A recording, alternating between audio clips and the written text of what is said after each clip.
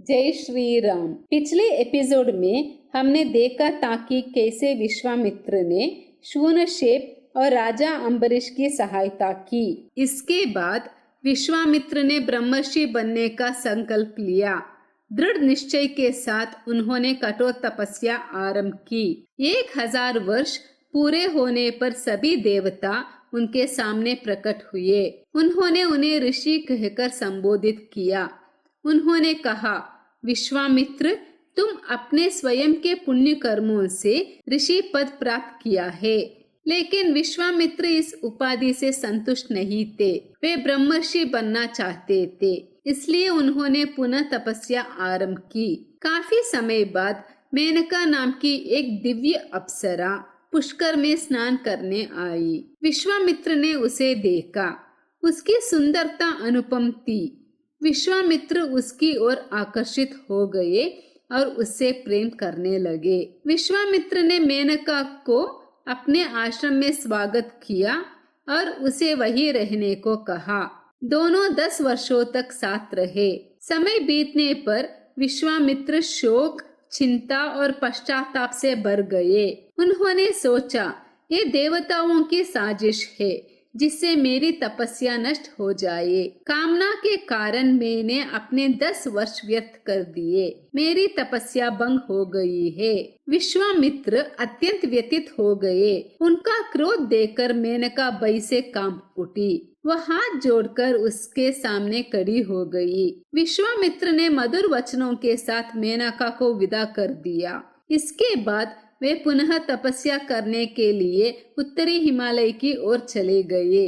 इंद्रियों को वश में करने के लिए विश्वामित्र ने ब्रह्मचर्य का व्रत लिया। उन्होंने कौशिकी नदी के तट पर घोर तपस्या की। ये देखकर देवता भयभीत हो गए। उन्होंने आपस में विचार किया और निश्चय किया कि विश्वामित्र महर्षि पद का योग्य है। तभी भगवान ब्रह्मा विश्वामित्र के सामने प्रकट हुए। उन्होंने कहा, हे विश्वामित्र, तुम अपने कठोर तपस्या से महर्षि पद प्राप्त कर लिया है। विश्वामित्र न तो प्रसन्न हुए और न ही दुखी। उन्होंने कहा, हे ब्रह्मदेव, यदि मुझे महर्षि की उपाधि मिली है तो क्या इसका अर्थ है कि मैंने अपनी इंद्रियों पर विजय पा ली है? ब्रह्मदेव ने उत्तर दिया, अभी नहीं, तुम्हें और प्रयास करना होगा। ये कहकर ब्रह्मदेव अंतर्ध्यान हो गए। विश्वामित्र ने पुनः तपस्या जारी रखी। उन्होंने अपने हाथ ऊपर उठाए, बिना सहारे खड़े रहे और केवल वायु पर जीवन यापन किया। 1000 वर्षों तक उन्होंने ग्रीष्म में पंचाग्नि के बीच, वर्षा में खुले आकाश के नीचे और शीत ऋतु में दिन रात जल में रहकर तपस्या की। ये देखकर देवराज इंद्र अत्यंत विचलित हो गए। उन्होंने मरुत गणों के साथ अप्सरा रंभा से बात की। उन्होंने कहा, तुम काम और वासना के द्वारा विश्वामित्र को विचलित करो। ये कार्य देवताओं के हित के लिए आवश्यक है। रंभा ने कहा, हे इंद्रदेव, विश्वामित्र अत्यंत भयानक है। वे मुझे अवश्य श्राप दे देंगे। इंद्र ने कहा, डरो मत। वसंत ऋतु में जब प्रकृति सुंदर हो तब कामदेव के साथ उनके पास जाना। रंभा विश्वामित्र के आश्रम के पास पहुंची और उनका ध्यान आकर्षित करने लगी।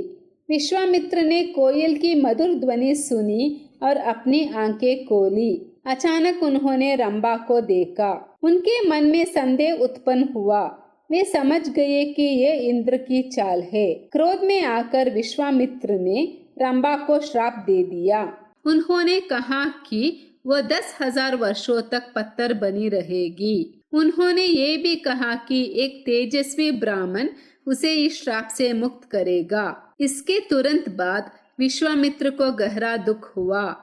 उन्हें अपने क्रोध पर नियंत्रण न रख पाने का पश्चाताप हुआ। रंभा पत्थर बन गई। इंद्र और कामदेव वहां से भाग गए। अपने क्रोध के कारण विश्वामित्र की तपस्या क्षीण हो गई।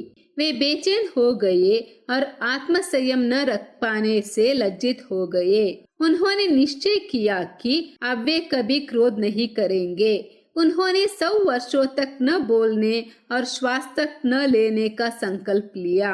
उन्होंने ब्रह्मर्षि बनने का दृढ़ निश्चय किया। विश्वामित्र पूर्वी हिमालय की ओर चले गए। 1 और 1000 वर्षों तक तपस्या की। 1000 वर्ष पूरे होने पर भी वे शांत और क्रोध रहित रहे। एक दिन जब वे भोजन करने वाले थे, तब इंद्र ब्राह्मण का वेश धारण कर वहां आए। उस ब्राह्मण ने भोजन मांगा।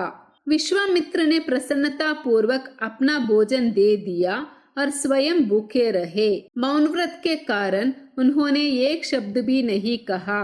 उन्होंने पुनः तपस्या आरंभ की। 1 और 1000 वर्षों के बाद विश्वामित्र के मस्तक से अग्नि प्रकट होने लगी। इससे तीनों लोग भयभीत हो गए। देवता, ऋषि, गंधर्व, नाग, दैत्य और अन्य प्राणी ब्रह्मा के पास पहुँचे। उन्होंने कहा, हे ब्रह्मदेव, विश्वामित्र की हर प्रकार से परीक्षा ली गई है, फिर भी उनकी तपस्या बढ़ती जा रही है। यदि उनकी इच्छा पूरी नहीं हुई तो वे तीनों लोकों को नष्ट कर देंगे। उनकी तपस्या की शक्ति से समुद्र व्याकुल है, पर्वत टूट रहे हैं, पृथ्वी कांप रही है, देवों में आस्था कम हो रही है, सूर्य भी उनकी तेज के सामने फीका पड़ गया है। विनाश से पहले उन्हें संतुष्ट करना आवश्यक है। देवताओं का राज्य ही क्यों न मांग ले, उनकी इच्छा पूरी की जाए।